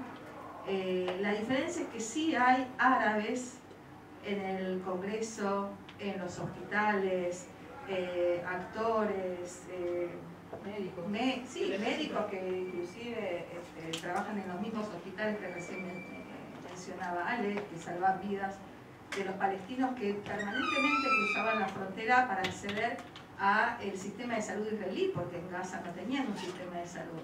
Entonces, esos son los testimonios que nosotros podemos llegar a tener.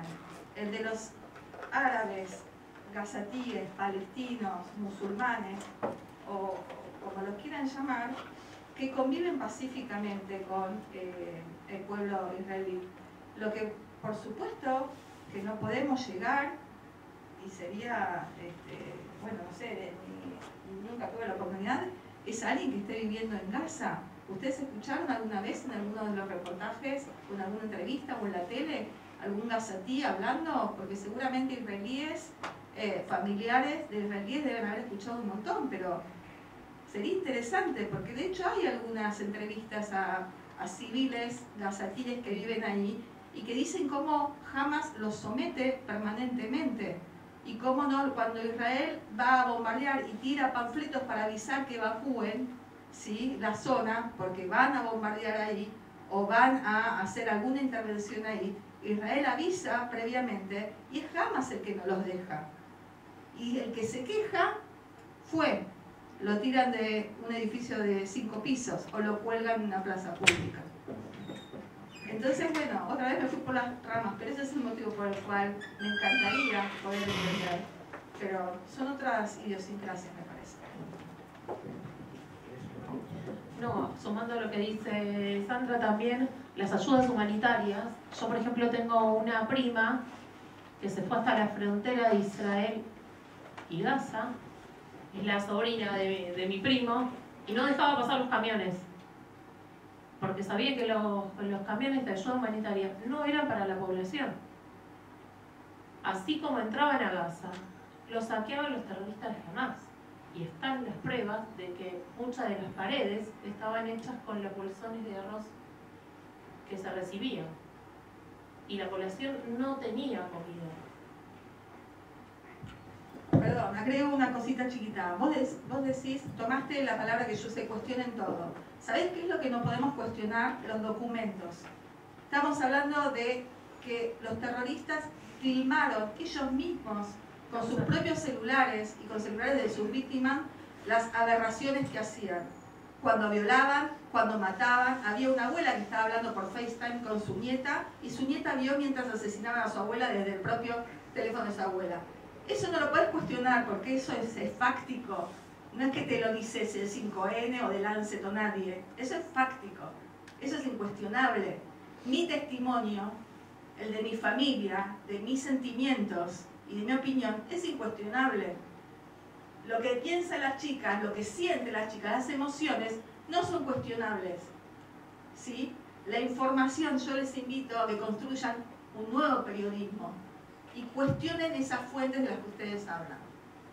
Vamos ahí, bueno, ahora se sumó una chapa. Acá, dale. Ahí y cerramos ahora. Mira, Berti, primera año, turno noche. Yo le quería preguntar sobre la muerte de Sinwar, ¿cómo lo toman ustedes, teniendo que secuestrados en la familia, y cómo lo toman ustedes estando acá? Estoy hablando un montón yo, pero seguiría. Es difícil. Yo creo que nadie puede tener una emoción positiva frente a la muerte de otro cuando es violenta. Yo le llamé a mi primo enseguida cuando me enteré y hablamos un ratito y me dijo, mira, de todas maneras esto no libera a mis hijos.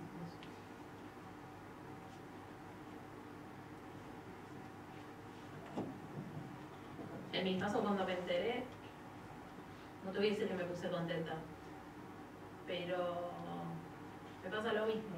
Mi primo sigue en casa, o sea, asesinado, secuestrado, y alivio, esto sigue. Nunca más volvemos al 6 de octubre. Estamos alineadas porque yo cuando vi que había gente que celebraba la muerte de Sinwar, me acordaba de los videos que también publicaron los terroristas cuando entraron a Gaza con los cuerpos de los secuestrados, cadáveres destrozados, y recorrieron por las calles de Gaza y los gazatíes vitoreaban, aplaudían, gritaban. Entonces yo decía, pero no somos como ellos, nosotros no podemos celebrar ninguna muerte. Yo la única forma en que voy a celebrar es cuando los secuestrados regresen a su casa. Pero también digo que, salud, también digo que el 7 de octubre nos cambió al 100% y que a veces me surgen emociones que antes del 7 de octubre hubiera sido impensado que me surjan. Yo no me pongo contenta de la muerte de nadie y por supuesto que lamento profundamente todos los muertos inocentes que acarrea esta guerra, como todas las guerras del mundo, ¿sí? Porque las guerras no son románticas, en la guerra se muere gente. Nadie habla de los muertos en Rusia o en Ucrania, pero sin embargo parecería ser que que tenemos que lamentar solamente estos muertos que ustedes dicen. O sea, hablemos de todos los muertos. Todas las muertes son recontra dolorosas y todas las personas de bien no queremos que esto suceda. Y esto nunca hubiera sucedido si el 7 de octubre jamás no hubiera hecho lo que hizo.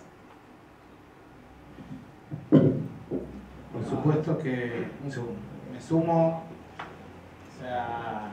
a decir que no hay nada más importante que los secuestrados. No nos podemos alegrar por la muerte de nadie, incluso de Sinwar no nos podemos alegrar. Porque primero la persona, yo no sé si es bueno o es malo para la liberación de los secuestrados. No sé, quizás los acelera la liberación, quizás no. No sé quién va a ser el interlocutor, no sé, quede claro. Que lo más importante es que vuelvan con vida. Eso, no hay nada más importante que eso. Por supuesto que no se nos movió un pelo, nos sacudió mucho el hecho de la muerte de Sinwar. El hecho de la muerte de Sinwar es justo. Que analizándolo un poco de los medios de comunicación, hace un ratito, hoy a la mañana La Nación saca, que después lo borraron, pero quedó en el calle, así que lo voy a buscar. Sinwar, héroe o villano, todo para hacer clickbait, pero se ponen héroe o villano. Un tipo que mandó a violar, a matar, a asesinar, a matar chicos, ni siquiera se puede cuestionar el tema héroe. Donde una de las primeras cosas que aprendimos todos en la carrera de periodismo también es no adjetivar, y menos en un título. Esas son las cuestiones que uno tiende a veces a romantizar, como cuando me voy del tema, cuando era la serie del Patrón del Mal de Escobar, uno se terminaba encariñando con él, que era el malo. O sea, entiendan, esa gente no tiene ni un gramo de bueno ni un gramo de compasión dentro de eso. Pero si me alegra, no me alegra que se muera. Lo más importante es salvar vidas. Lo más importante en esto son los secuestrados. Me encantaría cerrar esta conferencia con una pregunta que vos hablás muy bien de tener cuidado con las fuentes que utilizamos y la información que transmitimos. Me encantaría que ustedes, que están súper metidos en el tema, nos puedan pasar a nosotros fuentes y personas que hablen en los medios, que verdaderamente sepan de lo que hablan y traigan información fácil. Nosotros les podemos pasar, a ver, no quiero hacer una lista de gente y de lugares, tenemos, le podemos pasar a Guillermo, pero cuando estaba haciendo la tesis en la universidad, tuve un profesor de sociolingüista, Dani Dor, que me dijo algo que lo adopté para mí, se lo digo a todos ustedes. Cuando están haciendo una investigación, Dios libre y guarde, supónganse que tienen un pariente que tiene una enfermedad terminal, pero ustedes quieren salvar la vida. Entonces van a un médico, no se quedan conformes con lo que le dice, van a otro, y van analizando todas las opciones y todas las fuentes, corroborando la veracidad. No es que van a escuchar las dos campanas y las dos son ecuánimes, no. Lo que tienen que hacer es corroborar la veracidad de las fuentes que tienen y hacer un análisis en base a eso. Eso es muy, muy, muy importante. Dentro de eso, ir a las fuentes. Desconfíen, pero corroboren. Corroboren todo. Citar, porque si vos transmitís una información, con tu propia voz y no citas la fuente, termina siendo una opinión tuya. Entonces, donde vos vayas a leer lo que decía antes, trata de leer fuentes diversas, no de un lado o del otro, para formar tu propia opinión, que inevitablemente, inconscientemente, quieran o no, la opinión final y lo que ustedes van a transmitir va a estar basado en su sistema de creencias. Y otra cosa más. Subjetivos, a veces uno no puede evitar ser subjetivo, pero sean honestamente intelectuales. Dentro de su subjetividad, no dejen que su pensamiento desvirtúe o manipule algún dato. Vayan y hagan su análisis y hagan cada uno su propia investigación. No copien, no dejen que hagan otra investigación porque lo pueden dejar mal parados. Y confíen en lo que van a hacer ustedes y lo van a hacer de forma profunda y honesta. Justamente no quiero decirles vean esto, vean esto, vean esto. Hagan ustedes. Ustedes, yo creo que cada uno de ustedes, que seguramente son todos distintos, pero son todos capaces de hacerlo y de buscar las distintas fuentes, las distintas verdades y sacar sus propias conclusiones, no copiando y pegando nada, haciendo su investigación auténtica de cada uno. Quiero decir una cosa chiquita. Nosotros vinimos acá para darles información. No vamos a reclutar a nadie con nuestras ideas. Primero que nada porque somos muy subjetivos. Somos judíos, creemos en una cantidad de valores que pensamos que muchas veces se pueden compartir. Pero lo cierto es que yo creo que lo más importante es que respetamos el valor intelectual de ustedes. Yo te puedo contar algo e impactarte sensiblemente, pero lo cierto es que vos también tenés tu propia sensibilidad y lo vas a filtrar y eso te va a traer preguntas, porque nosotros también tenemos nuestras contradicciones, ¿no? Es una gran frustración sentir, en el caso mío, yo viví en Israel, compartí tareas con chicas palestinas, porque yo trabajo en agricultura. y veía el trato que recibía de sus pares varones y me daba mucha pena porque hay mucho machismo, porque las arreaban como si fueran ovejas, no las dejaban hablar. Entonces eso a mí es una gran frustración para mí. Alguna vez una se me acercó hablándome bajito y me decía, ¿cómo puedo hacer para irme a la Argentina? Y yo me sentí tan frustrada porque yo decía, ¿cómo puedo hacer para modificar la realidad? Eso es lo que me pregunto todos los días. Y me faltan siempre respuestas. Así que bueno, les agradezco muchísimo que sean tantos, que han venido a hacer tantas preguntas. Porque a mí me ayuda a mis propias preguntas esto. Gracias. No hay una sola respuesta. Muchas gracias a ustedes.